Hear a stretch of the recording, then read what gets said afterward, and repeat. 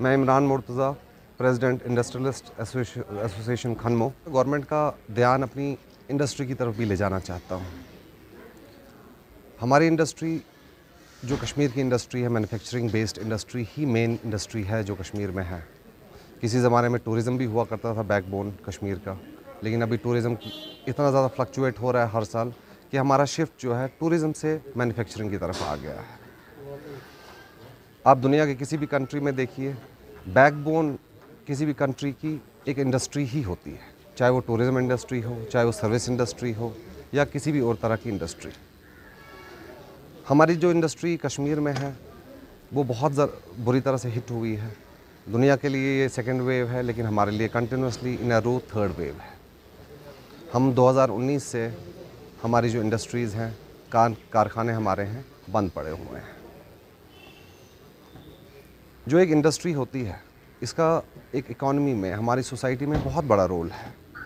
हम तरह तरह के टैक्सेस गवर्नमेंट को देते हैं, हम लोगों को एम्प्लॉयमेंट देते हैं, ठीक है। जो एक मेन रिसोर्स होता है किसी भी गवर्नमेंट को चलने के लिए, हम एक सरमायादार जो हैं लोग, वो एक सपोर्ट करते हैं गवर्नमेंट को। लेकिन पिछले 2 सालों में हम देख रहे हैं जो इंडस्ट्री है बहुत ज़्यादा बुरी तरह हिट हुई है। हिट इसलिए हुई है कि हम इन चीज़ों के लिए तैयार नहीं थे।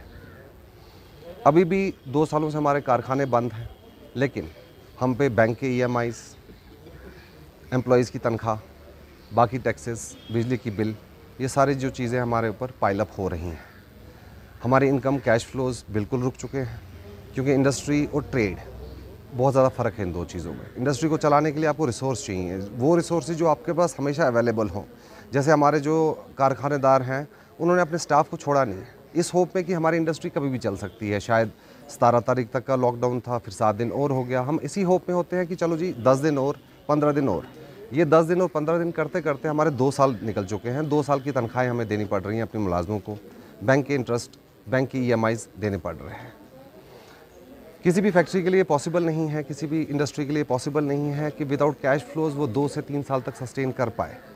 जो गवर्नमेंट ने हैंड होल्डिंग की है वेव 1 में, जो कोरोना वेव 1 में हमारी हैंड होल्डिंग हुई थी, वो 20% आपको लोन और दिया गया था।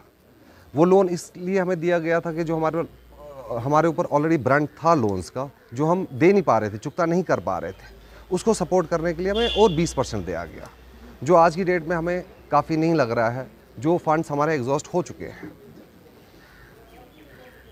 ये वक्त मुझे लगता है ऐसा पैंडेमिक रोज़ रोज़ किसी कौम पे नहीं आता, किसी भी कंट्री में दुनिया में नहीं आता है। इंडिया की अगर बात करें तो हम जिस वेव से अभी हिट हुए हैं, ये 100 साल के बाद आया हुआ है। जो लास्ट तारीखों में बयान है, that was Spanish flu pandemic, 1918 से 1920 तक रहा था।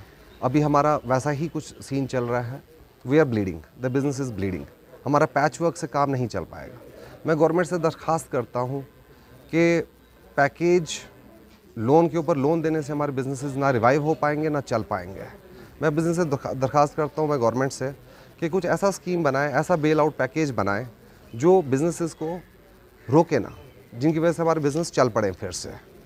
जो हालात हमारे अभी बनते नज़र आ रहे हैं, मुझे नहीं लगता है कि अगर हमें और 20% का लोन दिया जाए या लोन को बचाने के लिए हमें लोन दिया जाए, हम ज़्यादा देर तक सस्टेन कर पाएंगे।